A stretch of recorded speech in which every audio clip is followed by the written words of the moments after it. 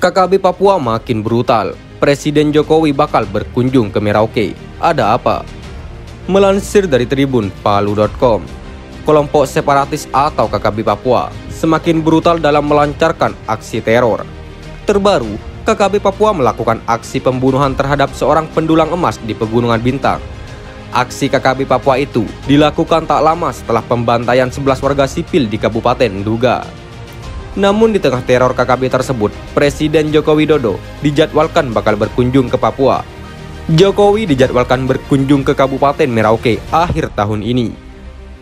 Bulan November nanti Pak Jokowi akan datang kalau tidak ada perubahan jadwal, kata Wakil Bupati Merauke. Dia menjelaskan kunjungan orang nomor 1 di Indonesia itu akan melaksanakan beragam kegiatan. Satu agenda diantaranya adalah panen raya jagung. Dalam rangka panen raya penanaman jagung dan kegiatan lain, banyak yang kita siapkan kerjasama semua pihak, TNI Polri dan masyarakat, ujarnya. Menurut Ridwan, Presiden Jokowi sudah beberapa kali ke Merauke memantapkan pertanian dan lumbung pangan serta program lainnya. Tentunya kedatangan Presiden juga dengan adanya Provinsi Papua Selatan, bukan sekedar panen jagung, namun belum ada kepastian. Kita lihat saja nanti, pungkasnya. KKB Papua incar pejabat. Bos KKB Papua, Egyanus Kogoya baru-baru ini memberi pernyataan soal sasaran serangan anggotanya. Dalam pernyataannya, bos KKB Papua itu mengisyaratkan bahwa warga dan aparat TNI Polri tak lagi menjadi sasaran utama. Tetapi ancaman serius malah dilemparkan KKB Papua kepada para pejabat. Egyanus Kogoya melontarkan ultimatum itu setelah dalam beberapa waktu terakhir pemerintah gencar memekarkan Papua. Padahal di saat yang sama, KKB Papua berusaha menggagalkannya. Silahkan pilih, mau ditembak mati ataukah lanjutkan pemekaran. Kalau mau lanjutkan pemekaran DOB, daerah otonomi baru, berarti kalian akan kami tembak mati. Sebab semua masyarakat Papua sekarang inginkan kemerdekaan. Kalau para pejabat pemerintah terus memaksakan kehendak, maka KKB pasti tidak akan diam.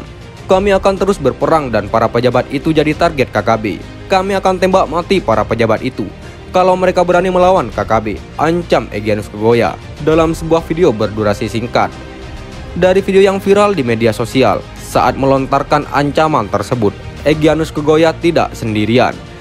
Dalam video viral tersebut, ia didampingi sejumlah anggota KKB lengkap dengan senjata api di tangan.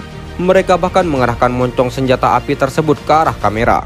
Cara itu hanya untuk menyampaikan pesan bahwa mereka sudah siap menghabisi siapapun yang dianggap menjadi melawan atau berseberangan dengan spirit perjuangan Papua Merdeka. Tak diketahui secara pasti di wilayah mana Egyanus Kogoya menyampaikan pernyataan bernada ancaman tersebut. Namun dari cara penyampaiannya, tampak jelas Egyanus Kogoya tak mau berkompromi soal itu. Baginya Papua Merdeka harga mati, sehingga siapapun yang melawan akan dibantai. Hingga saat ini, belum diketahui siapa yang menjadi sasaran Egyanus Kogoya dalam ancaman terhadap para pejabat tersebut. Tapi belakangan ini diketahui bahwa pejabat Gubernur Papua Barat, Paulus Waterpauw, menjadi incaran KKB Papua. Pasalnya, mantan Kapolda Papua itu sangat gencar mendorong pemekaran Papua, karena tujuannya adalah memacu percepatan laju pembangunan di daerah itu. Mungkin karena ketegasan sikapnya itu, sehingga saat ini Paulus Waterpauw jadi musuh utama KKB.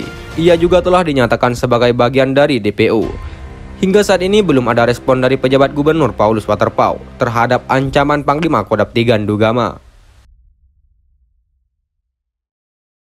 TNI Polri pol-polan gempur teroris di Papua. Ujung-ujungnya ciut ngajak damai. Melansir dari Warta Ekonomi, Presiden Jokowi memberikan pernyataan keras kepada pasukan TNI dan Polri untuk menggempur wilayah pertahanan teroris yang menamakan diri Tentara Pembebasan Nasional Papua Barat, Organisasi Papua Merdeka atau TPNPB OPM. Diketahui dalam serangan yang dilancarkan sebanyak 5 teroris Papua dikabarkan tewas tertembak. Karena itu penanggung jawab politik TPNPB OPM, Romanak Jeffrey, meminta pemerintah Indonesia mengurungkan niat untuk mengerahkan pasukan besar-besaran ke Papua. Ia menjelaskan bahwa OPM sebagai organisasi induk perjuangan bangsa Papua untuk kemerdekaan dan kedaulatan bangsa Papua secara terbuka bertanggung jawab terhadap perang TPNPB di seluruh teritorial West Papua. Ia juga mengajak pemerintah Indonesia melakukan perundingan damai untuk mengakhiri konflik bersenjata di Papua. konflik bersenjata antara TPNPB OPM melawan TNI Polri hanya dapat diselesaikan melalui perundingan yang bermartabat dan demokratik berdasarkan ketentuan dan aturan internasional oleh kedua aktor utama, yaitu OPM dan NKRI, katanya dalam keterangan tertulis. Lebih lanjut, ia menjelaskan pengerahan pasukan besar-besaran ke Papua berpotensi melanggar konstitusi dan hak asasi manusia atau HAM. Presiden Republik Indonesia dan Ketua DPR RI tidak boleh instruksikan TNI Polri melakukan operasi militer di West Papua. Hal tersebut merupakan pelanggaran konstitusi dan pelanggaran HAM berat oleh NKRI bagi bangsa Papua, sambungnya. Selain itu, ia juga meminta dukungan dari Gubernur Papua dan Papua Barat, DPRP, MRP, seluruh bupati se-Papua dan Papua Barat, organisasi sipil perjuangan bangsa Papua, Dewan Gereja Papua, organisasi mahasiswa, organisasi masyarakat dan adat Papua, organisasi perempuan Papua, seluruh lembaga kemanusiaan di Papua.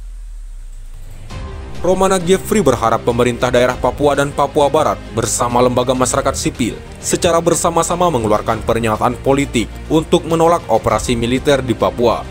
Dan selanjutnya semua pihak untuk menekan pemerintah Republik Indonesia secara demokratik dapat berunding bersama OPM sebagai penanggung jawab politik dan aktor utama konflik di tanah Papua, katanya. Sebelumnya, Ketua MPR Bambang Susatyo meminta aparat keamanan menurunkan kekuatan penuh dan menumpas habis teroris Papua. Bamsud menegaskan aparat keamanan tidak perlu ragu untuk menurunkan kekuatan penuh dan urusan HAM bisa dibicarakan belakangan. Pernyataan ini disampaikan Bamsud dalam merespon insiden penembakan Kepala Badan Intelijen Nasional Daerah atau Kabinda Papua, Brigjen TNI Igusti Putu Danikarya Nugraha oleh KKB kelompok Lekaga Telenggen di Boega, Kabupaten Puncak, Papua, hingga meninggal dunia. Saya meminta pemerintah dan aparat keamanan tidak ragu dan segera turunkan kekuatan penuh menumpas KKB di Papua yang kembali merenggut nyawa.